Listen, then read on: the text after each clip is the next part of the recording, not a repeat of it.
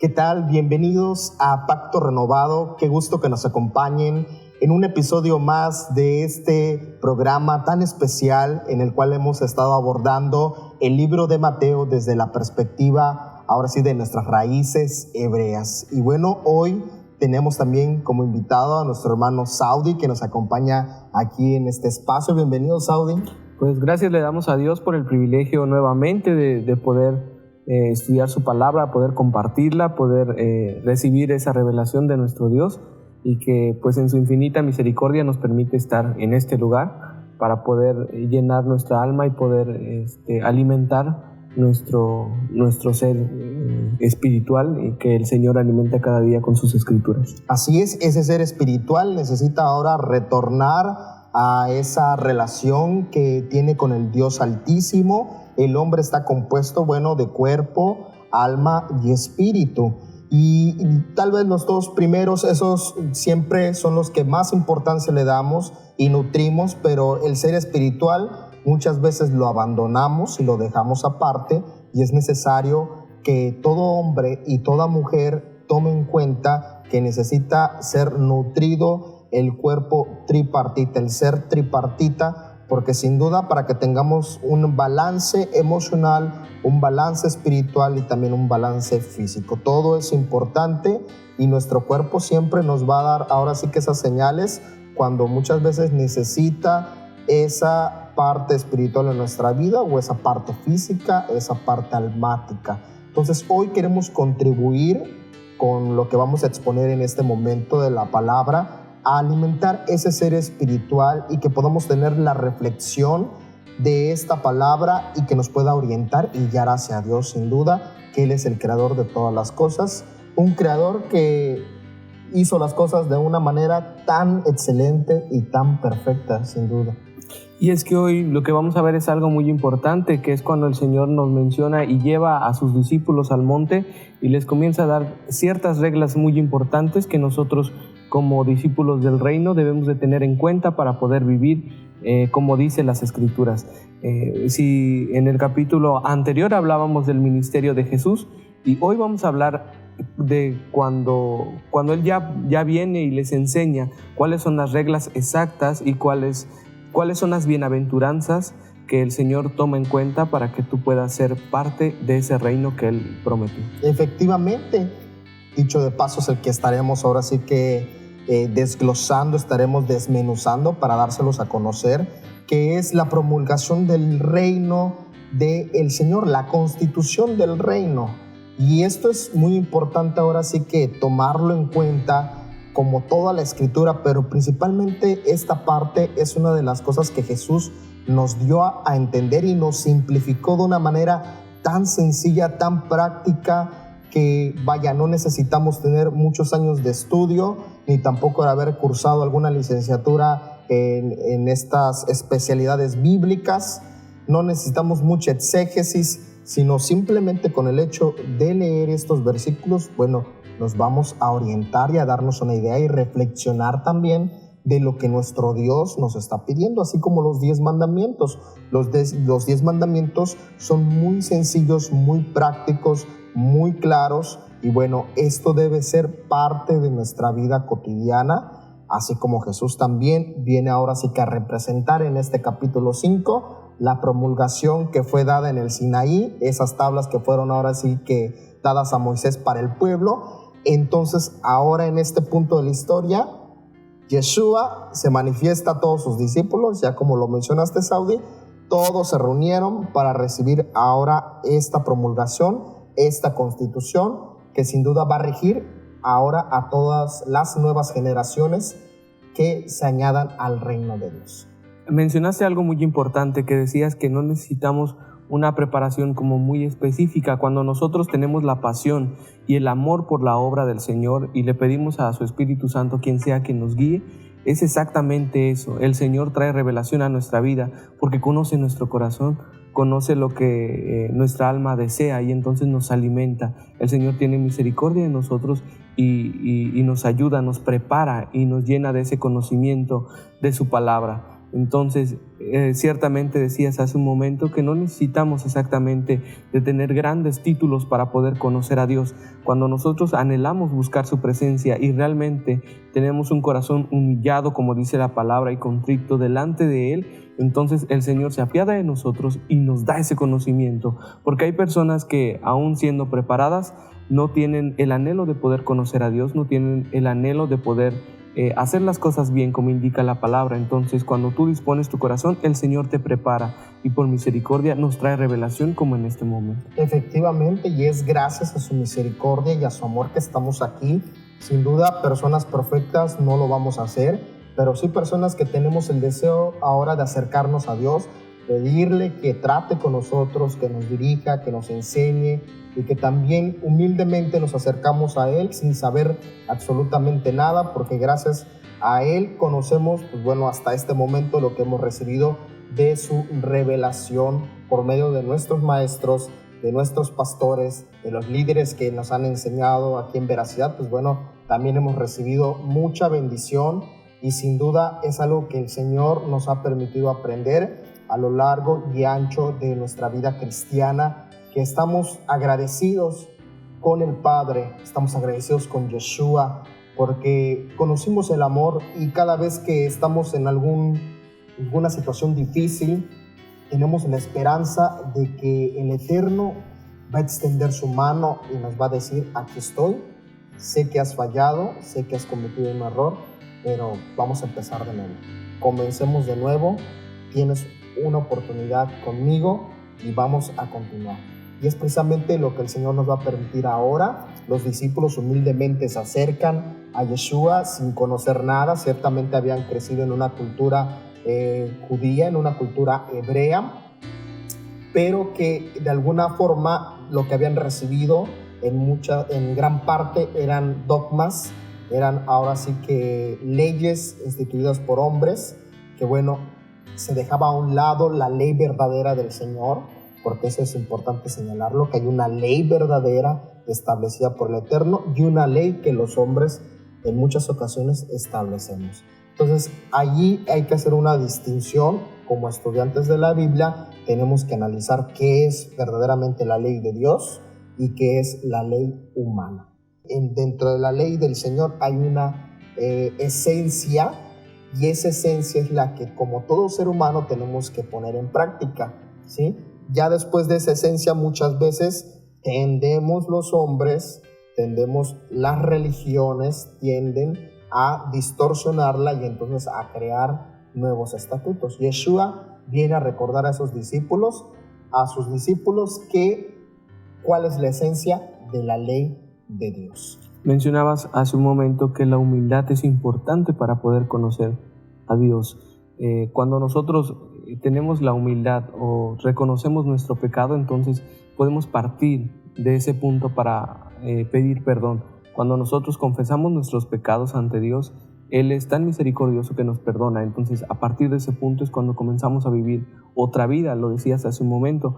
Pero si no somos humildes, como pasaba con los fariseos en ese tiempo, que pensaban que por tener la ley de Dios tan aprendida, pensaban que iban a entrar al reino, y decías, aún Jesús les hablaba arrepentimiento y les decía que lo que estaban haciendo no era correcto, porque solamente tenían, como decías hace un instante, las leyes, sin embargo no lo estaban aplicando. Cuando nosotros tenemos la humildad de reconocer nuestros errores, entonces ya podemos partir a pedirle al Señor y decirle: Señor, tráeme revelación. Si los fariseos hubiesen hecho caso en ese tiempo, creo que las cosas también fueran diferentes. Por supuesto que sí. Porque el Señor les hablaba y decían: bueno, ¿tú de qué me vas a hablar? Decían los fariseos: y yo conozco la ley de principio a fin. Entonces, cuando nosotros creemos saberlo todo y tener una verdad absoluta y no dejamos que el Señor nos guíe, es cuando caemos en un error.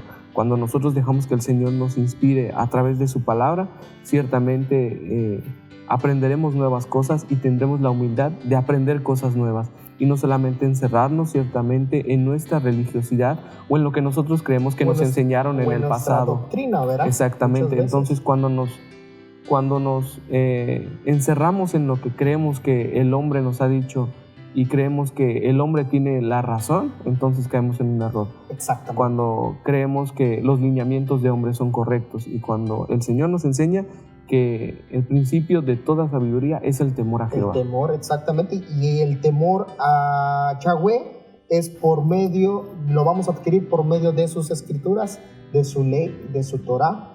Si nosotros nos cerramos al conocimiento de su palabra, entonces lamentablemente vamos a ser guiados, como dice la misma Biblia, por personas que están ciegas, que son seguidores de ciegos, ¿verdad? Así es. Y no queremos eso.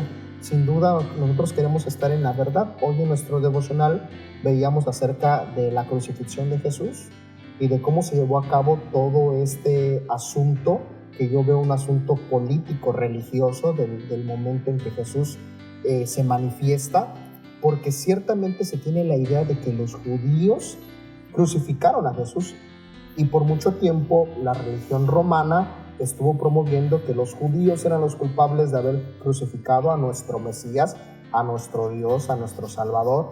Pero déjeme decirle que las investigaciones que hemos hecho y lo que hemos recibido en base a lo que hemos estudiado en la Escritura nos demuestran que no fueron los judíos quienes crucificaron a Jesús, fue un grupo religioso, una élite religiosa quien se encargó de crucificar a Jesús. Y déjeme decirle que esa élite religiosa, en el momento que crucifican a Jesús, no estaba completa, porque era un cierto número de miembros que participaban en esa asamblea y que tomaban decisiones por encima del pueblo.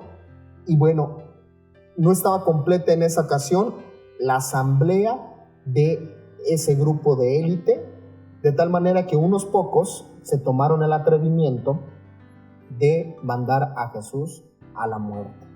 Y es que ahí vemos, ¿sí? Vemos algo muy importante, que era un grupo de religiosos que creían tener la verdad, sin embargo no eran guiados por el Espíritu Santo. Entonces era un grupo que creía tener todo para poder crucificar a Jesús. Y es que fíjate, hermano Saudi, los intereses iban de por medio, porque Jesús estaba afectando los intereses de ese grupo de élite. ¿Por qué? Porque ese grupo, fariseos, eran parte de la corrupción que existía en ese tiempo en el imperio romano se había establecido sobre Jerusalén.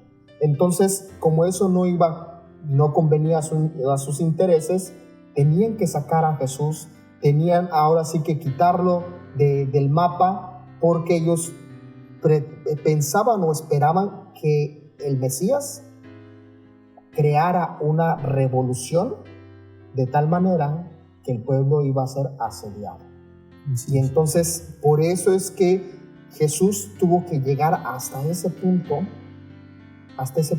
de ser enviado por esa élite, no por todos los judíos, porque aquí vamos a ver en la Escritura, en Mateo 5, que sus discípulos eran judíos. La gente que lo siguió eran judíos. Todos los primeros creyentes en Cristo, en el Mesías, eran judíos. ¿Y por qué van a ser judíos?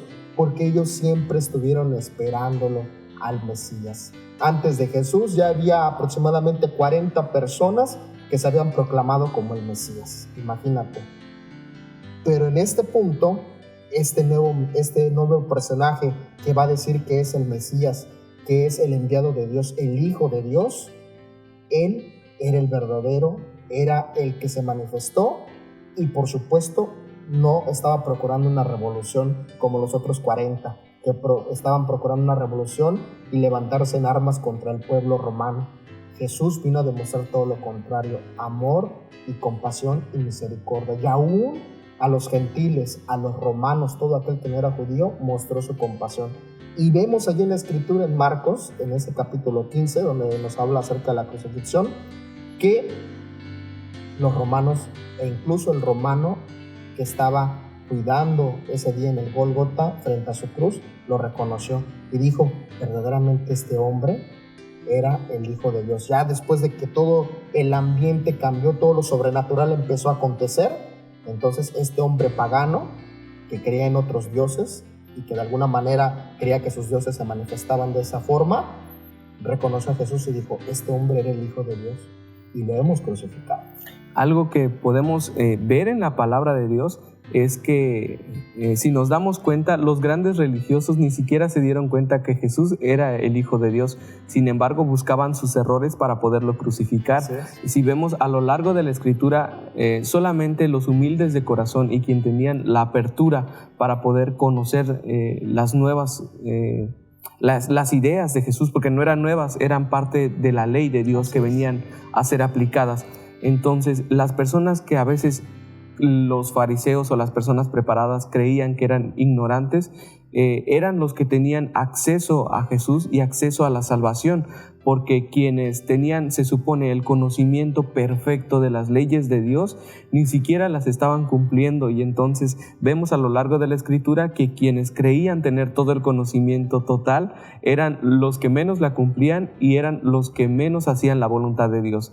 Sin embargo, las personas humildes de corazón, como vamos a ver aquí en las bienaventuranzas, eran quienes recibían las instrucciones perfectas de Dios y quienes trataban de hacer las cosas por amor y por pasión hacia la obra. Entonces, si vemos aquí, es que aún la Escritura dice que el mucho conocimiento viene a matar tal vez todo lo que nosotros somos, pero sin embargo, cuando nos dejamos guiar por su Espíritu Santo, entonces el Señor trae revelación a nosotros y trae esa pasión por hacer, y no solamente por leer las Escrituras, sino poder aplicarla todo el tiempo en nuestro vivir.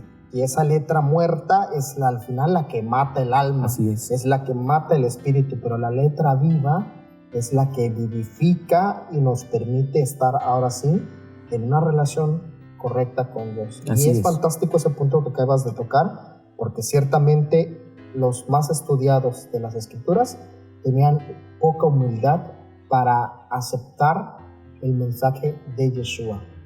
Por eso se dice que los primeros discípulos de Jesús en gran mayoría eran pobres, ¿sí? No eran personas tan letradas. Recordemos que en ese tiempo no era tan sencillo ir a la escuela, no era tan sencillo ser una persona preparada profesionalmente. Realmente quienes tenían esa preparación eran aquellos que venían de familias acaudaladas, o que sus familias trabajaban en el gobierno, estaban cerca del imperio y tenían la capacidad, de estudiar en las grandes escuelas. Un caso de ellos es Pablo, el apóstol Pablo, sin duda de una familia acaudalada y que estudió en una de las mejores escuelas con el maestro Gamaliel, con el rabí Gamaliel, y que al final el Señor lo va a utilizar. Pero date cuenta, hablando de este punto de la humildad, hasta dónde tuvo que llegar Saulo de Tarso para encontrarse con Jesús. Primero seguía a sus discípulos y los mataba, y es hasta Damasco donde tiene un encuentro sobrenatural, cae del caballo, queda ciego por un tiempo hasta que le es revelado toda la verdad, y entonces empieza a compaginar todo el mensaje de Yeshua con lo que está en la Escritura, con lo que aprendió en la escuela rabínica, y entonces queda de una manera impactado Saulo, pero primero tuvo que pasar todo ese proceso. Hasta que lo dejó ciego, el Señor pudo comprender. Entonces, muchos de los discípulos del Señor van a venir porque tienen un corazón humilde, dispuesto a escuchar, a analizar y decir, a ver, déjame corroborar que esto está en la Escritura. Y cuando lo corroboraban en la Escritura y se daban cuenta de la manifestación del cumplimiento de esa palabra, entonces decían, esta es la verdad. Lo aceptaban en su corazón. Por eso los discípulos, de alguna forma, cuando vieron a Yeshua y que Yeshua les hablaba, no les hablaba nada que estuviera fuera de la ley. Les hablaba todo lo que ya desde pequeñitos habían aprendido en sus casas y en las sinagogas. Entonces, cuando ellos reciben ese mensaje, quedan totalmente convencidos de que el Mesías, que Yeshua, Jesús como lo conocemos aquí en América, entonces es el Hijo de Dios. De tal manera que los discípulos dan su vida por el mensaje de Jesús. ¿Quién daría su vida? Ciertamente en nuestra historia contemporánea hay gente que ha dado su vida por líderes que los han convencido, pero nadie ha hecho lo que Jesús hizo como líder, de que creó a sus primeros discípulos, los enseñó, los instruyó de tal manera que se expandieron, dando su vida, y hasta el día de hoy se ha creado una religión en base a la creencia de Yeshua, que es la segunda religión más grande. Entonces, como líder, viéndolo desde ese punto, vamos a ver a un personaje que sin duda tiene grandes capacidades, que no era su propósito. Jesús nunca se imaginó crear una religión de más de 2 millones, 5 millones de creyentes. Nunca fue su propósito, ni tampoco tener una sede en el Vaticano. Nunca ese fue su propósito, pero sin duda se expandió. De eso nos ha llegado un poco, nos ha llegado ese mensaje, de alguna manera distorsionado en algunas partes. Por eso es importante introducirnos a nuestras raíces, empezar a aprender qué es lo que Yeshua dijo y verlo desde su contexto hebraico, porque él no habló nada que no estuviera en la Escritura.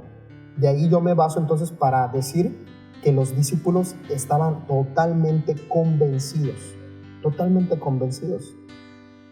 De alguna manera nosotros estamos en ese proceso de que el Señor nos está revelando cada día, nos está mostrando, y es el deseo también para todos los que nos están viendo y escuchando este estudio, para que se puedan convencer también de que lo que está en la Escritura y de lo que Yeshua habló no es nada que haya sido inventado, sino que es todo real. Y hasta hoy en día la ciencia, los científicos, que bueno, muchas veces no se convencen de lo que la Escritura tenga que decirnos, porque no es como el agua y el aceite. La fe y la ciencia muchas veces no se llevan, y de hecho creo que nunca se llevarán, pero hasta el día de hoy la ciencia ha confirmado lo que la fe dice.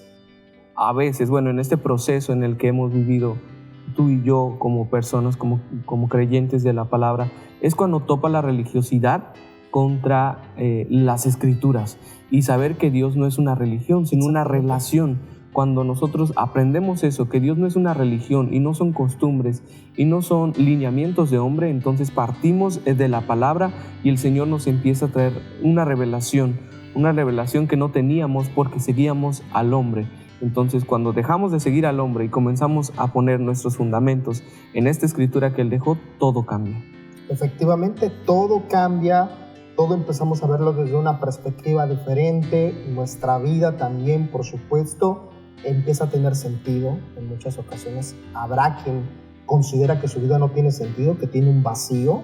Pues bueno, déjenme decirle que ese vacío lo puede llenar el mismo Jesús, el mismo Yeshua, que habló aquí en Mateo 5, que nos está hablando a nosotros, nos está haciendo conscientes de lo que Él desea para su pueblo, lo que Él quiere para la humanidad, para el hombre. Ciertamente Él vino a mostrar el amor de Dios, porque lo tratábamos también en uno de los temas que hemos ahora sí que conversado aquí en Veracidad Channel, acerca de que el amor de Dios es lo que nos quiere dar a conocer.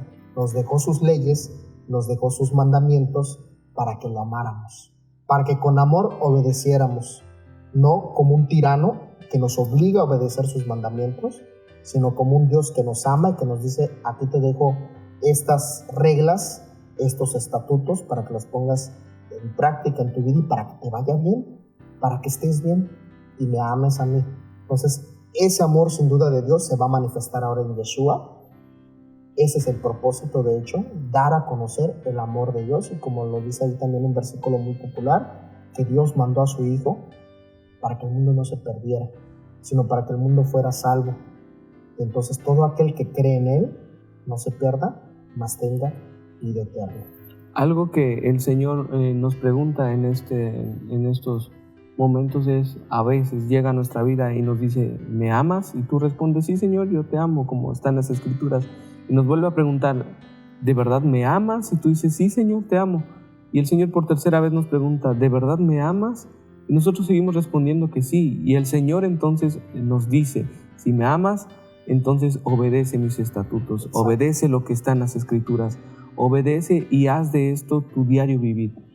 Si de verdad me amas, como dices, guíate bajo estas Escrituras, anda conforme en mis caminos, regresa a esas sendas antiguas y predica del Evangelio de salvación que primero por misericordia se nos fue revelado y que es nuestro deber poder compartirlo con nuestras amistades. Exactamente, así es. Y ese caso precisamente que estás mencionando de Pedro, que Jesús le dice, ¿me amas?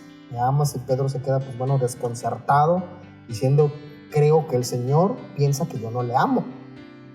Pero lo que estaba tratando de hacer Jesús ahí con Pedro es decirle, tienes que seguir trabajando, que no te conformes. Ahorita ya me revelé a ti, ya me conoces, ya me viste, ya estás convencido que soy el Mesías, pero ¿sabes qué? No te detengas. Si realmente quieres mostrarme tu amor, lo que acabas de decir, obedece mis mandamientos. Y entonces ahí te aseguro que me estarás amando. Con que obedezcas mis mandamientos, estarás mostrando ese amor hacia mí como tu Dios. Porque ciertamente todo esto, querido amigo, es un proceso que tiene que llevarnos. Podemos conocer al Mesías e incluso nosotros estamos en ese proceso. Por eso hay que estar abiertos, ser humildes para reconocer, pero también para seguir aprendiendo, para seguir escuchando la palabra, no cerrarnos a este conocimiento que estamos compartiendo de las raíces hebreas. Es importante considerarlo en nuestra fe, esas raíces hebreas, de dónde está fundamentada la fe que tú y yo tenemos. ¿En dónde? ¿En qué está fundamentado? ¿En algún libro, ahora sí que alterno a la Biblia? ¿En algún bestseller que no sea la Biblia? Esa es la pregunta que tenemos que hacernos y considerar, y ahora sí, también tener la humildad de reconocer que nos podemos equivocar, pero que estamos a tiempo, y es precisamente lo que nos ofrece la Biblia. Esperanza para los tiempos ahora o fuera de tiempo. Vamos a irnos a un corte y regresamos aquí a Pacto Renovado.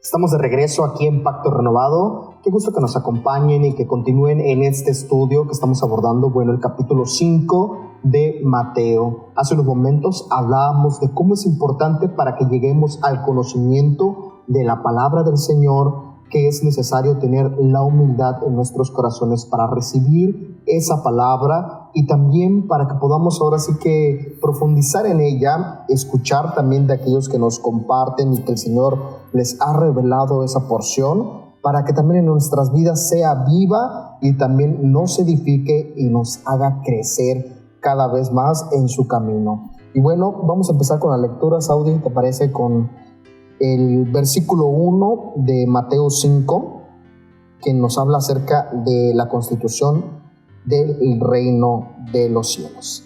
Dice, viendo las multitudes, subió al monte, y cuando se hubo sentado, se le acercaron sus discípulos, y abriendo su boca les enseñaba diciendo, bienaventurados los pobres en espíritu, porque de ellos es el reino de los cielos. Está bien, muy bien. Entonces, las multitudes se acercaron a Yeshua, estando en el monte, para donde va a entregar ahora sí que estas bienaventuranzas, lo hemos hablado, esta constitución del reino.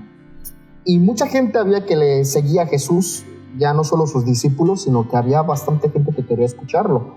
Y dentro de este contexto histórico podemos tener la seguridad que entre toda esa multitud había judíos y había gentiles.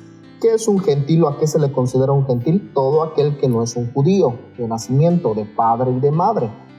Entonces, todos ellos estaban reunidos ahí, pero los discípulos estaban más cerca de Jesús, estaban en la intimidad con Jesús, eran los que estaban en la primera línea escuchando lo que el Mesías dijo. Aunque había grande multitud, no quiere decir que toda la multitud lo estuviera escuchando, ¿sí? Era bastante gente, pero los que sí estaban bien atentos eran los discípulos del Señor, que les va a decir, aquí está la constitución, así como en el Sinaí, Moisés se estuvo cara a cara con el Creador, con el Padre, y entonces recibe esos mandamientos. Así esa misma relación Yeshua representando al Padre y sus discípulos representando a Moisés. Reciben esta constitución del reino, la esencia de la ley. Sin duda, todo lo que está aquí en las bienaventuranzas, nos vamos a dar cuenta que nada se perdió, ni nada se sacó ahora sí de su contexto de lo que está escrito en la ley. ¿Sí? Él está recordando las partes básicas y esenciales de la ley. Por mucho tiempo, los cristianos adoptaron las bienaventuranzas como la nueva ley, como los nuevos estatutos que deberían de seguir. Sí, porque recordemos que también hubo un tiempo en el cual se trató y se logró en gran parte de desarraigar todas las raíces hebreas de nuestra fe como cristianos, y la mayoría de nuestra fe entonces se basó en el Nuevo Testamento. Ahora, no puede haber Nuevo Testamento si no hay Antiguo Testamento. Los dos están complementados para que podamos comprender la voluntad de Dios, el mensaje del Mesías y cuál es el propósito de nuestras vidas. Si lo quitamos, ya sea el antiguo o el nuevo, entonces está incompleto y por lo tanto vamos a tener inconclusas muchas cosas y vamos a también a encontrar muchas contradicciones. En algún momento tal vez a usted le ha tocado escuchar o ha visto en algún programa también de televisión que dicen es que la Biblia está llena de contradicciones. Hay muchas contradicciones en la Biblia. Y déjeme decirle que hasta este momento aquellas contradicciones que de alguna manera hemos escuchado hablar o que han estado dándolas a conocer, he llegado a la conclusión que todas esas contradicciones que dicen las encuentro justificadas, las encuentro ahora sí que plasmadas en el Antiguo Testamento. Algo que tenemos que hacer hincapié es que ciertamente, como decías, muchos cristianos han tratado de quitar todas las raíces hebreas del Evangelio y tratar de crear un nuevo Dios. Sin embargo, si nosotros partimos de ese punto, de quitar todo lo judío de las Escrituras, tendríamos que quitar también al Mesías, quien es judío. Entonces, si nosotros quitamos al Mesías, entonces ya no hay salvación, no hay a través de quién llegar al Padre, porque la Escritura dice que nadie viene al Padre si no es por mí, que es a través de Jesús, el cual era judío. Entonces no podemos crear nuevas reglas ni nuevas ideas. Muchos, como decía hace un momento, quieren quitar todo lo judío de la palabra. Sin embargo, al quitar todo lo judío, quitaríamos a nuestro propio Mesías. Sí, exactamente. Entonces, ¿cómo puede haber una religión cristiana si no hay un Cristo? Si no hay un ungido, eso significa Cristo, del griego Christos, que es ungido, o Mesías en el hebreo. Entonces, si lo quitamos, ciertamente no hay cristianismo. ¿Sí? No hay nada, absolutamente. Por ejemplo, otra religión, los budistas se quitan a Buda, pues no hay budismo. ¿Sí? Los del Islam se quitan a Mahoma, no hay Islam. Entonces, nosotros como cristianos tenemos que indagar. No nos podemos ahora sí que quedar con lo que nos han enseñado todos los domingos o lo que nos han enseñado en la escuela dominical. No nos podemos quedar con eso. Tenemos que ir profundizando. Nosotros hemos tenido la oportunidad, de aprender tanto en los institutos bíblicos como también de los pastores y líderes que nos han enseñado, ¿sí? Y de cada uno, gracias a Dios, hemos recibido palabra y hemos ahora sí que llegado a conclusiones certeras, de verdadera, ahora sí, fe en nuestras vidas, con lo que hemos aprendido y con lo que Dios nos han enseñado. Y es que aquí la palabra de Dios toca algo muy importante que dice, y es el punto que tocábamos hoy, así es, que es bienaventurados los pobres en espíritu, porque de ellos es el reino de los cielos. Aquí no habla de una pobreza externa. Explicabas hace un momento que aquí una habla pobreza económica. Exactamente. Aquí habla de la pobreza de tener esa apertura de poder conocer la Escritura, de poder modificar nuestras actitudes conforme a lo que está escrito, no conforme a lo que nos han enseñado. Y es que aquí los fariseos no tenían un espíritu pobre, porque creían que en medio de todo lo que ellos sabían, tenían la verdad absoluta y que nadie les podía venir a decir cómo y dónde hacer lo que la ley o lo que ellos habían aprendido de la ley. Sin embargo, aquí dice el Señor que son bienaventurados los pobres en espíritu, los cuales tienen apertura de poder conocer las Escrituras y poderlas aplicar. Y tengo aquí ahora sí que una explicación de lo que significa bienaventurado. Bienaventurado, pues bueno, esta palabra en el griego dice que implica que uno sea dichoso, ¿sí? Dichoso, pero ¿dichoso de qué? Dice, también se puede traducir como benditos y dichosos. Así mismo en los versículos siguientes, lo dicho por el nuevo rey, o sea, Yeshua manifestado, lo cual es la constitución del reino de los cielos, es una revelación de un vivir espiritual. O sea, lo que estaban recibiendo en ese momento los discípulos de Yeshua, allí con él, en esa intimidad, estaban recibiendo una revelación espiritual. Una revelación es algo que todavía es desconocido para ti, pero en el momento que llega a tu vida te alumbra de una manera impresionante, que te abre así los ojos y dices, wow, siempre estuvo allí y yo nunca lo vi con mis ojos. Y es precisamente a lo que se refiere la Escritura, que con nuestros ojos naturales muchas cosas no percibimos, ¿sí? Con estos ojos carnales muchas cosas no percibimos. Es más, cuando nos dejamos guiar por estos ojos, siempre tendemos a cometer los errores en nuestra vida. Cuando nos dejamos guiar por los ojos espirituales y nuestros ojos espirituales están abiertos, entonces llega esa revelación a nuestra vida. Y es precisamente lo que se está manifestando aquí en el capítulo 5, una revelación espiritual. Ciertamente los discípulos como judíos tenían mucha ley, tenían mucha Torá, seguían los preceptos, ahora sí, religiosos y también ceremoniales de lo que el Padre había designado en el Antiguo Testamento, pero todavía no tenían esa revelación de su ser espiritual, de cómo esa palabra, esa ley, tenía una connotación espiritual práctica y vivificante en su ser. Es que no tenían la humildad, solamente tenían, como decías tú, las Escrituras, lo cual viene siendo una letra muerta, letra de hombre, porque eran sus estudios lo que ellos creían y no lo que el Espíritu venía a revelarles. Aquí tenemos, y para reafirmar el punto de hace un momento, que ser pobres en espíritu no solo significa ser humildes, sino también tener vacío nuestro espíritu en lo profundo de nuestro ser, sin aferrarnos a las cosas viejas de la vieja dispensación, sino descargándonos de todo eso para recibir las cosas nuevas. ¿Y a qué nos referimos a las cosas nuevas? Las cosas del reino de los cielos, lo que el Señor nos quiere revelar. Lo que el Señor reveló no es que les estaba poniendo una nueva ley, ni que estaba aboliendo la ley, porque precisamente la misma Escritura nos dice que Jesús no vino a abolir la ley, sino que la vino a reafirmar. Entonces, pero en ese transcurso, ¿qué pasó? Lo hemos explicado. ¿Qué pasó? Se empezaron a añadir cosas a la Biblia, a esa ley, que ya eran doctrinas de hombres, como el día de hoy, en nuestras religiones, en nuestra fe, cómo se nos ha ido añadiendo doctrinas y mandatos de hombres. En cualquier religión que usted piense, siempre existe un libro o existe un escrito alterno a la Biblia, que muchas veces son interpretaciones ya sea de los maestros o de los líderes o de los obispos o de quien fundó la misma religión. Siempre hay un libro alterno y entonces la mayoría de esos libros alternos son interpretaciones del texto original, en este caso la Biblia, ¿sí? Los judíos por su parte tenían el Talmud.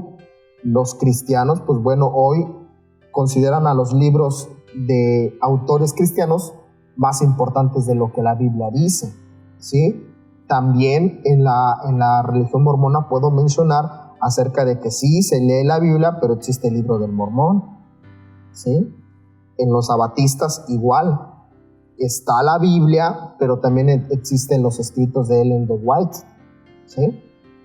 Entonces es ahí donde vemos que el hombre ha tratado de complementar la Escritura. Sin embargo, la palabra de Dios nos enseña que la palabra se interpreta por sí sola a través del Espíritu Santo.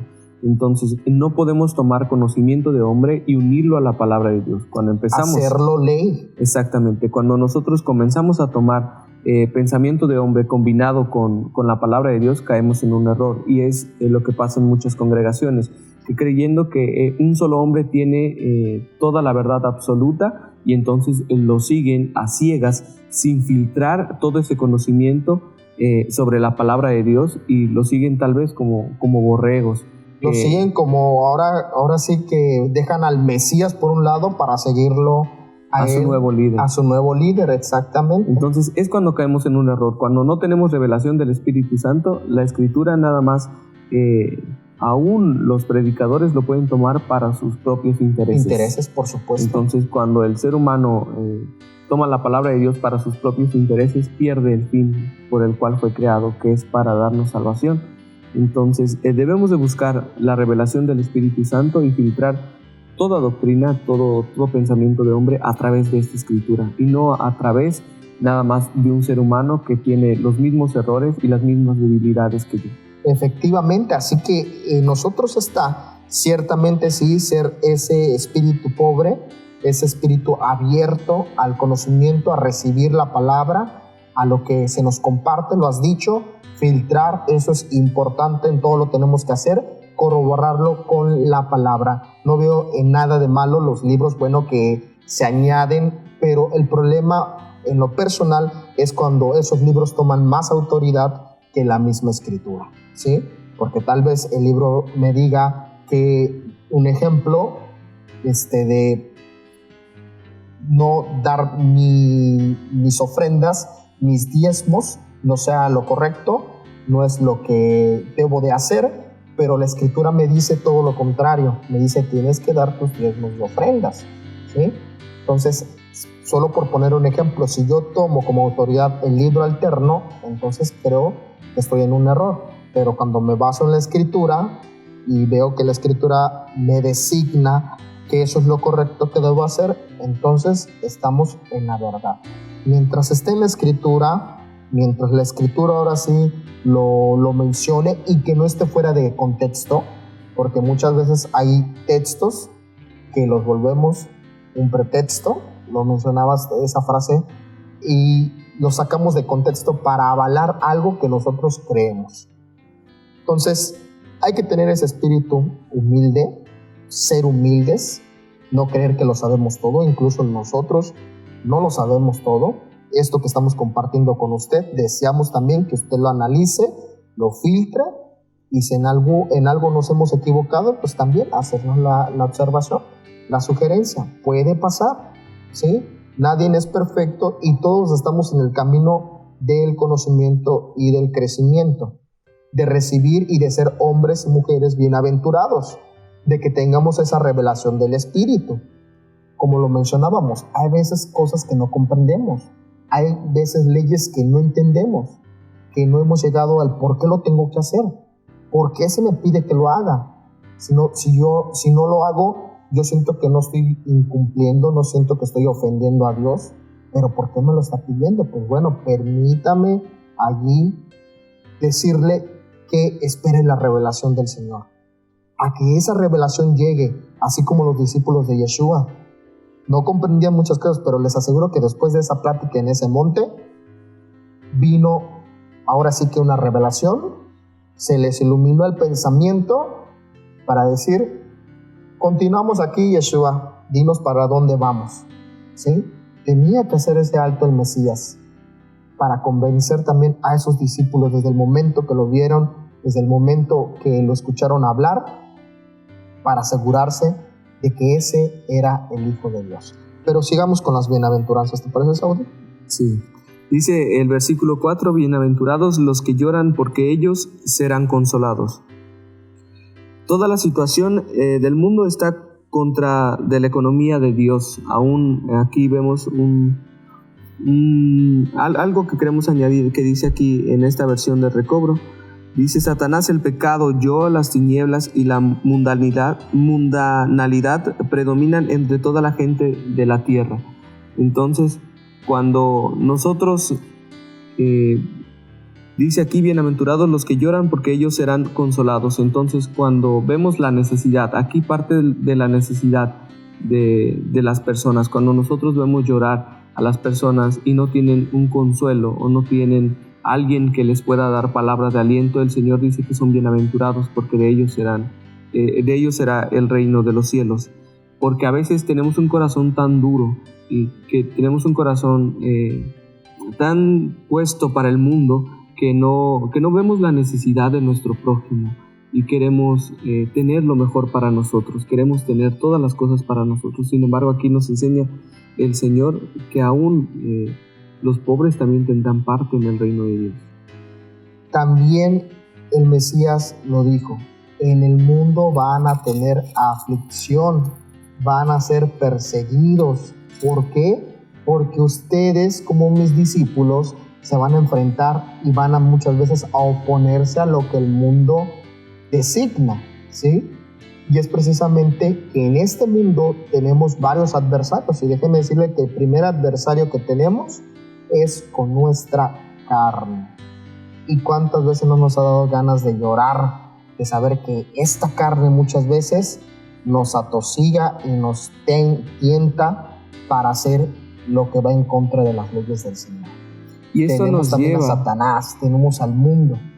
Y esto nos lleva al siguiente versículo donde dice que bienaventurados los mansos porque ellos recibirán la tierra por heredad. Y dice, ser manso consiste en no resistir a la oposición del mundo, porque estamos en este mundo.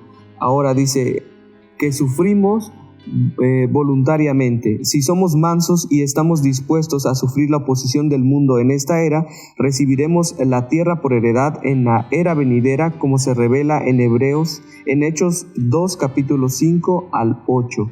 Entonces aquí vemos que nosotros estamos en esta tierra, pero no somos de esta tierra. Cuando nosotros decidimos buscar la palabra de Dios, tomarla como nuestra herramienta de vida, entonces no importa que estemos en este mundo lleno de pecado, nosotros seguiremos el camino de Dios, que es el correcto. A pesar de todas las circunstancias, a pesar de que el mundo se oponga, a pesar aún de que el mundo se burle de ti, a pesar de que todos piensen tal vez que estés loco. Pero aquí en esta tierra no venimos a hacerle pues quedar bien con el hombre, sino con Dios, que es quien nos ha dado todo. Se nos pide, y Yeshua lo hace mención a sus discípulos, sean mansos, ¿sí? Porque el Señor necesita esa cualidad en cada creyente para ir trabajando con Él. No quiere decir que por ser mansos tú vas a estar de acuerdo con todo lo que el mundo, con todo lo que tu familia de alguna manera, con todo lo que el sistema apruebe, ¿sí? Si va en contra de los mandamientos de Dios, entonces no podemos estar de acuerdo con ese sistema, no podemos estar de acuerdo con esa orden. Si eso va en contra de los mandamientos, por eso la misma Escritura nos dice, es primero obedecer a Dios antes que a los hombres, ¿sí? No vamos a crear también una revolución, ¿verdad? Tenemos que ser ahora sí que afables con ese espíritu de que aunque hemos recibido esa revelación, seguimos trabajando en humildad, seguimos caminando en humildad y en integridad.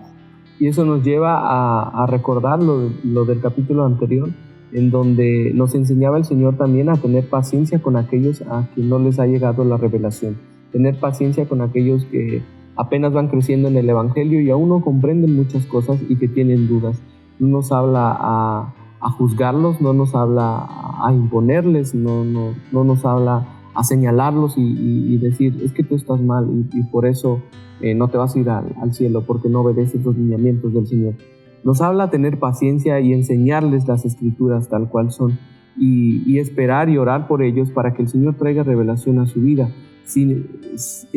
Tenemos que recordar que nosotros no somos quienes cambiamos a los hombres, sino es la Escritura a través de su Espíritu Santo que viene a traer convicción y viene a traer revelación al ser humano. No nosotros como hombres, nosotros no podemos ocupar el lugar de Dios, que es ser juez. Nosotros solamente somos discípulos del reino, lo cual nos ha encargado impartir la palabra y dar a conocer a ese creador del universo quien nos amó primero. Efectivamente. Y yo, por ejemplo, voy a poner un ejemplo en cuanto a la mansedumbre, ¿sí? Porque uno tiene la idea muchas veces que ser manso significa dejar que nos hagan todo, ¿sí?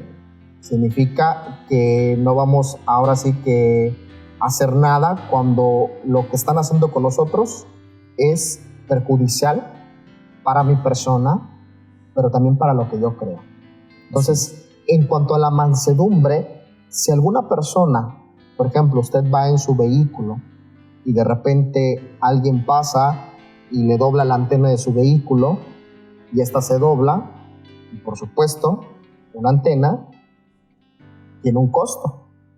Usted, por ser cristiano y por ahora sí conocer esta parte de la bienaventuranza que se le pide ser manso, usted no va a dejar que la persona se vaya, porque para empezar, ese es un principio que usted debe de aplicar en la Escritura. Dice que tenemos que ser justos y que la justicia está de por medio. ¿Qué es lo justo? Entonces, pedirle a esa persona. Usted no lo puede dejar solo por el hecho de que usted crea que está actuando con mansedumbre. Es todo lo contrario. Tiene que exigirle a esa persona que lo haga agraviado, que es necesario que él obre con justicia. Y esa antena que le ha doblado su coche o cualquier otra parte que le dañe, esa persona tiene que hacerse responsable. Y usted como cristiano tiene que pedirlo, tiene que ahora sí que solicitarlo, y eso es caminar y andar con mansedumbre. Es todo lo contrario. No porque usted sea manso va a dejar que pase eso, que hagan injusticia. Al contrario, tiene que solicitar que se haga justicia. Entonces, es importante también la forma en que se pide, por supuesto. Usted como cristiano, como creyente en mansedumbre, no lo va a pedir en un tono, ahora sí, de enojo, no lo va a pedir con groserías, ni con disparates, ni con violencia, por supuesto, sino siempre en ese espíritu afable, en ese espíritu de que la persona que tienes enfrente es tu prójimo, es un ser también, y que bueno, de alguna manera hay veces que no todos tenemos el mismo conocimiento ni estamos en la misma madurez, y eso tenemos que también ser comprensivos. Entonces es todo lo contrario. Si la Escritura nos pide, ahora sí, nos pide obedecer las leyes, entonces también nosotros tenemos que darle cumplimiento con la gente que está a nuestro alrededor. Y esto nos lleva al versículo 6 que dice: bienaventurados los que tienen hambre y sed de justicia, porque ellos serán saciados. Aquí la justicia se refiere al hecho de ser justos en nuestra conducta para poder entrar, dice, en el reino de los cielos. Entonces, cuando nosotros buscamos la justicia, tenemos que comenzar por nosotros mismos, comenzar a ser justos con los demás, comenzar a practicar la justicia. Y a enseñarla. Así es, cuando dice la palabra de Dios que nosotros necesitamos practicar la justicia, dice que son bienaventurados aquellos que tienen hambre y sed de justicia. Y aún la palabra de Dios nos enseña que si tenemos hambre y sed de justicia, Dios nos concederá la misma justicia que buscamos para que seamos saciados en ese gran día que el Señor nos tiene preparado. Efectivamente, entonces eso es lo que hoy compartimos con ustedes con respecto a estas bienaventuranzas.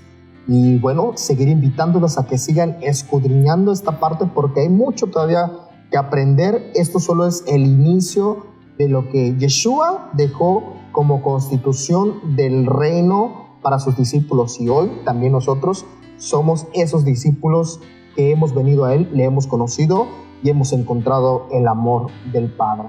Así que con esto concluimos.